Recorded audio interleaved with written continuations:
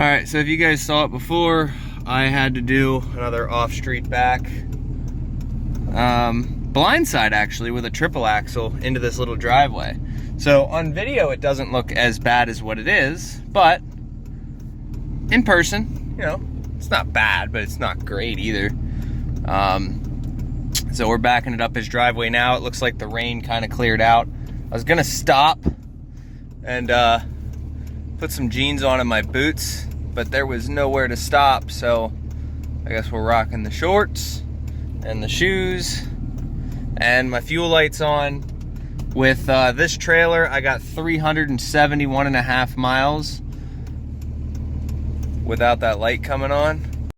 The length of this driveway has got to be a fucking eighth a mile, and I just backed this thing down. So like I said, I'm gonna go stop and get some parts, and it stopped raining luckily, so let's get the rest of this day going. We should have one from Indiana to Ohio, or no, Indiana to Georgia tomorrow if all goes well. So, and if we can get to Georgia, that means I can pick my trailer up. All right, so we're heading to Walmart now, and I just checked it with the gun. 47.5 degrees, and that's with the evap core clogged the way that it is.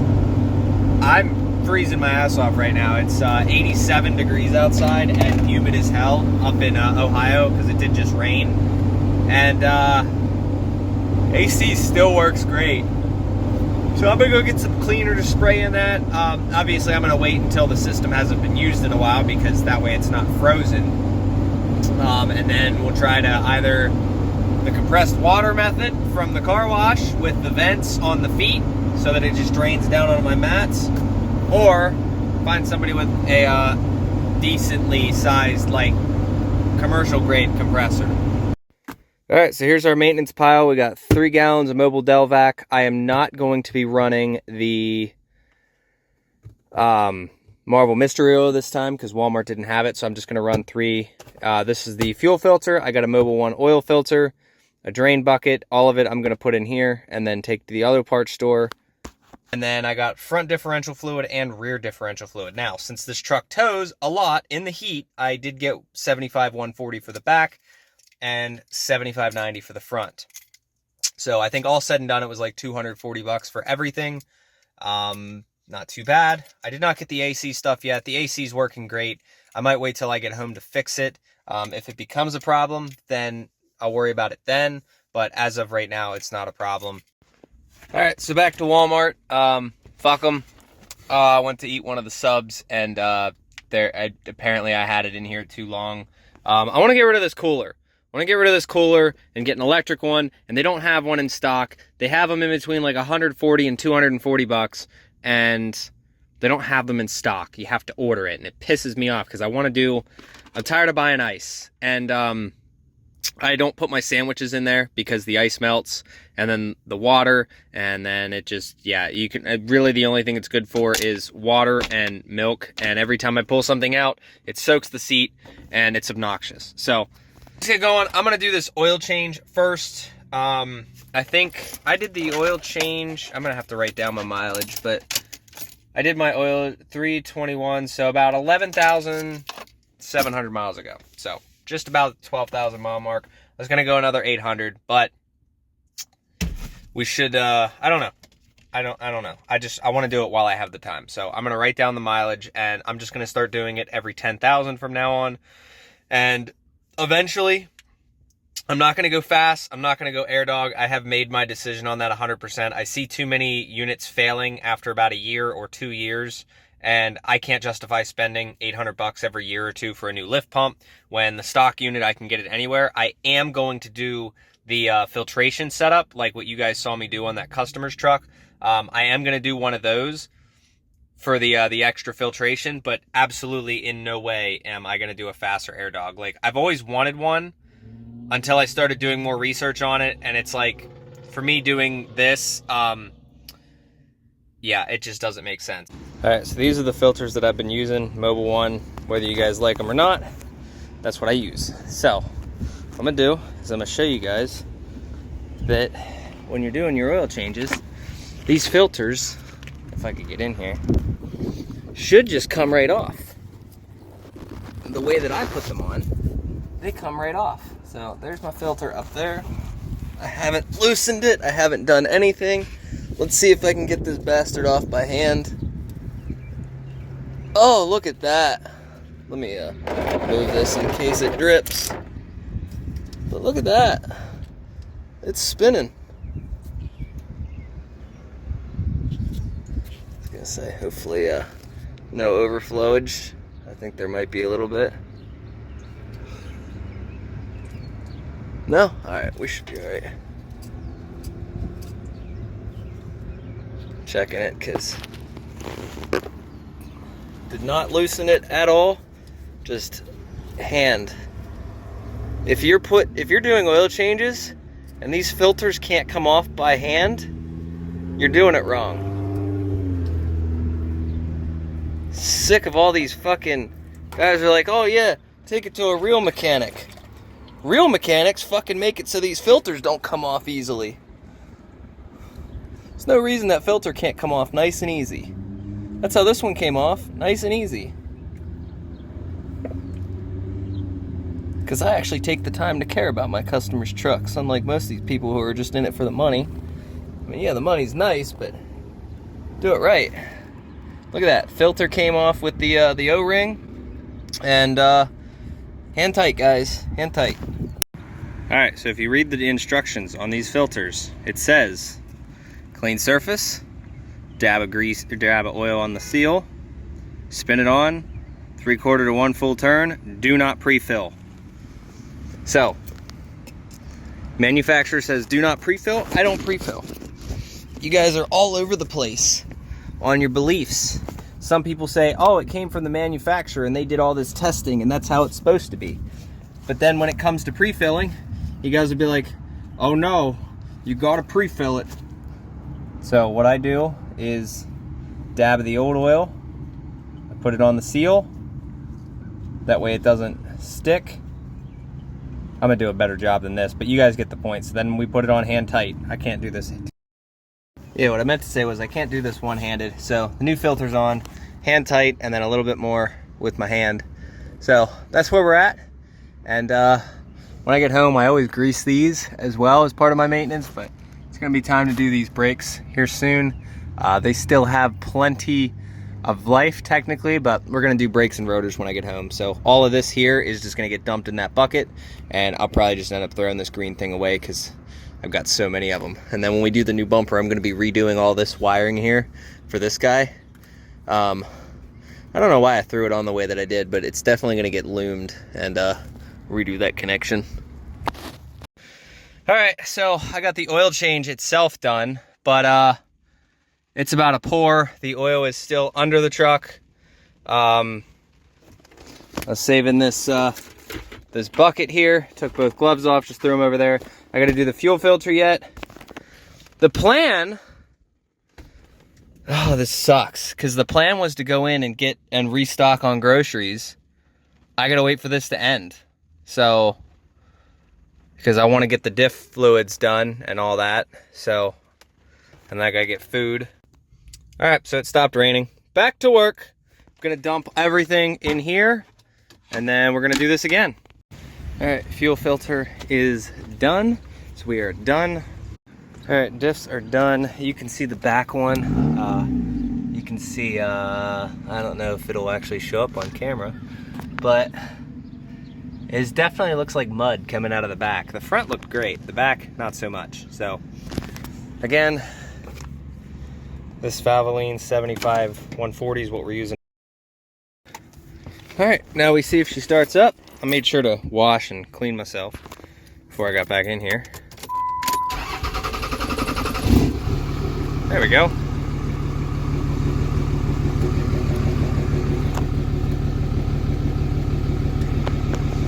So what I'm gonna do is I'm gonna go pull over to the trash can, and then I'm gonna park over there and start throwing some stuff away. Thank you, Walmart. Thank you, guy that's cutting across the parking lot. Yep, you know who you are, bastard.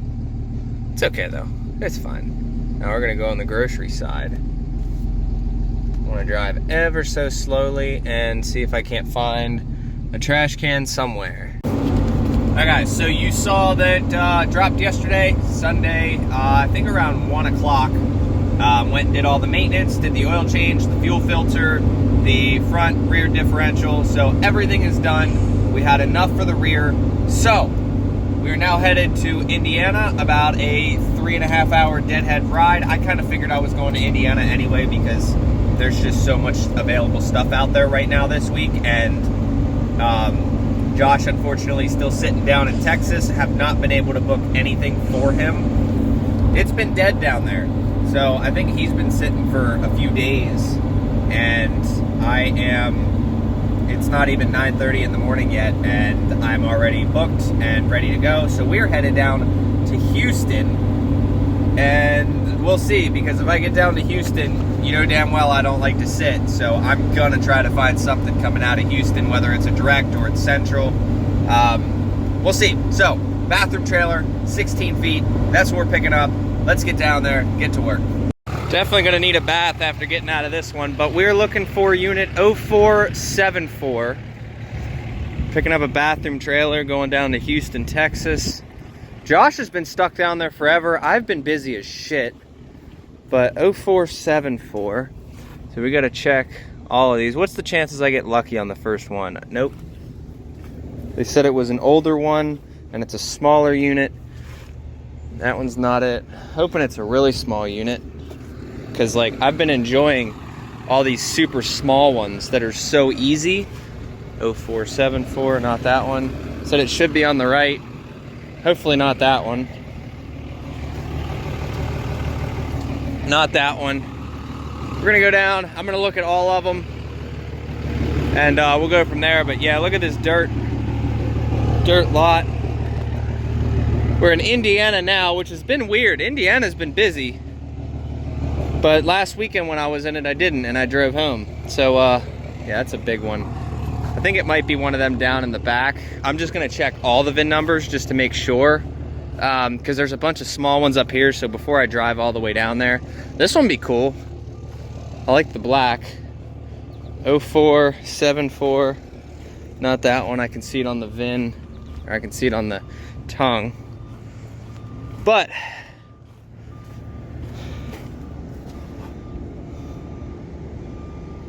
not you. Come on, be this one. Be this one. Nope. I was hoping it was that one, because that one's tiny. This one's a little bit bigger. 0474. It's this one. Okay. All right. Cool. Good thing I didn't drive all the way down there. So, guys, I appreciate you guys for always keeping the comments, like, you know, usually pretty tame. Most of you guys are pretty respectful, but I got a random comment that apparently I don't, I hide from like all the customers and shit, and I hope you guys know this. I meet with everybody. I meet the pickup location, the drop location, the in-between locations, pretty much everybody. So I think there was 5 people I was dealing with on this load, and then I get to meet the customers when I drop off. And I make a pretty good name for myself out here, because we do get a lot of directs. This broker that I'm dealing with now, I've probably run about 10 to 15 loads this year through them. Mind you, I was doing this part-time. Still technically am part-time, but just keep that in mind. Your appearance, how you dress, how you act, being respectful, it goes a long way in getting directs. This is some advice for you guys that maybe want to get into this. Power only is like a really small niche. I don't really recommend it for those, but I do pretty well for myself out here. So, especially pulling little shit like this thing pays $1.70 a mile, and it's a tiny little bathroom trailer. So let's get hooked up to it and see how we do. So if you're looking for directs as well, a lot of times keeping a clean truck, organized and all that, goes a long way. Even if you have a little bit of damage like this back here, obviously looking for a bed, but you can see there's a little bit of rust right there. But I keep my truck clean and organized, and customers see that. And usually when I pick up and drop off, I'm in jeans and work boots. And when you see a younger guy out here working, they like that. Because a lot of people in my generation don't like to work hard and are lazy. But not me. I hate sitting around. For you guys looking for directs though, this is for you guys. There we go. Look at that. It's a weird one. We do got to get a lot of pictures of this unit though, and that's what this direct is asking for. So I got the AC going. I know I said about the cabin filter thing, my AC still works great. It was putting out 42 degrees last night, and mind you, it was like 85 out. So for having a clogged evap core, that's pretty nice. All right, super important. Make sure your chains aren't dragging. Make sure your breakaway is connected separately from the chains. Make sure your shit's plugged in. This I had to run it up through because it's so long. We're checking our lights, making sure everything works.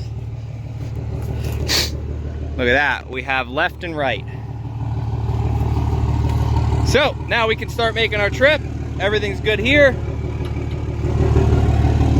Should be a relatively easy one. Let's see what the GVWR on this thing is.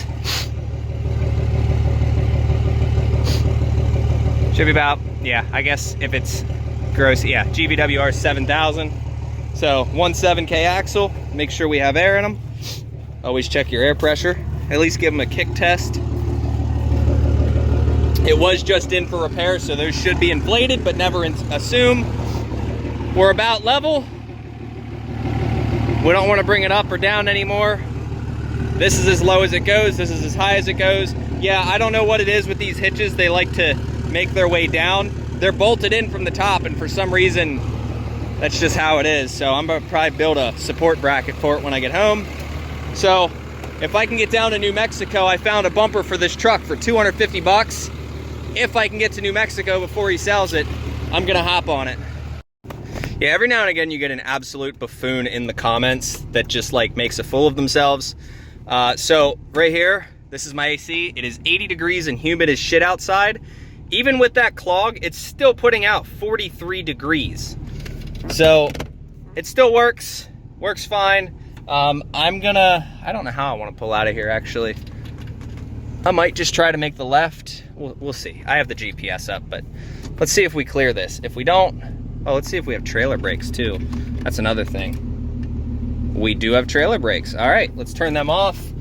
And for you guys wondering, because I do get that question a lot, what do I set my trailer brakes to? Guys, every trailer is going to be different. Like some are at 7 or 0.7, some are higher. This trailer, I'm gonna leave right about there because that's perfect. So once we get on the road, we'll know, but there you go. All right, another thing I'm gonna show you guys, organization goes a long way. This is my under storage, which I will be making a bracket for this guy here. This is my inverter for the laptop. This cord runs up and through and plugs in, 52% charged. You can see that. So if you open this folder,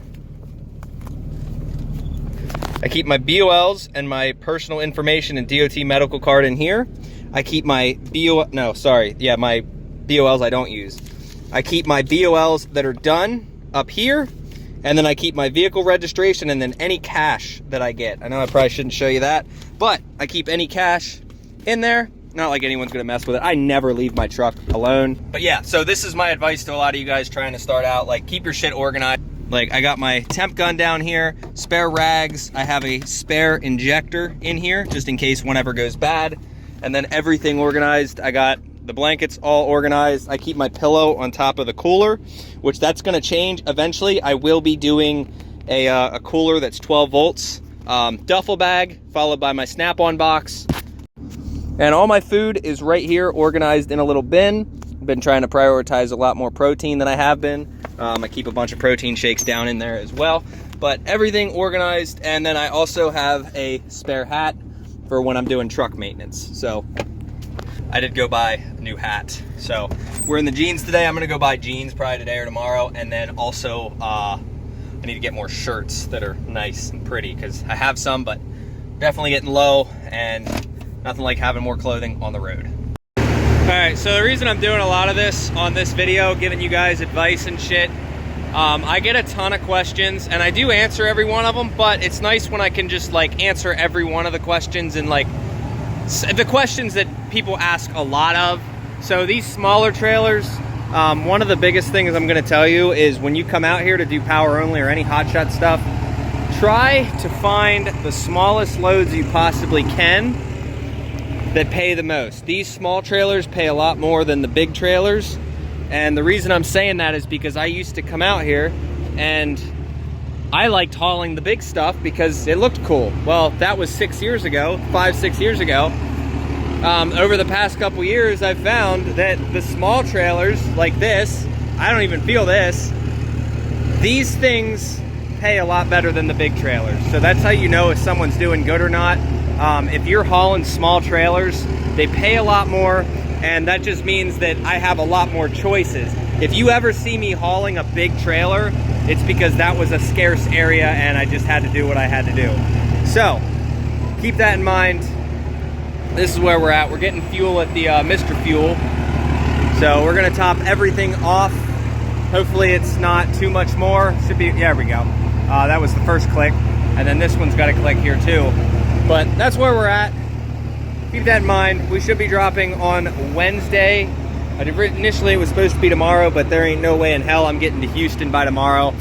So, especially not with a logbook, but easy trailer, cruise control set, AC on, good to go. If anybody here has any ideas on these hitches, you can see there's a bolt right there, but for some reason it still pulls itself down. No matter how many times I've tightened them bolts up, they always want to kind of cock down. Need to find a system where I can get this to stay perfectly level. It's an aftermarket hitch, Big Hitch Products. Let me know if you guys found a solution to that.